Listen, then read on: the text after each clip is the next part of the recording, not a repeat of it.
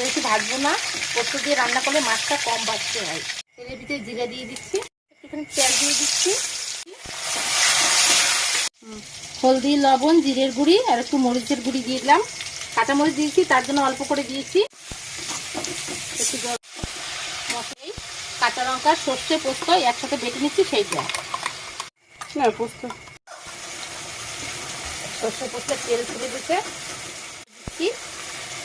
দিয়ে দিচ্ছি। তরকারি হয়ে গেছে, উপর দিয়ে একটু অল্প একটু সর্ষে।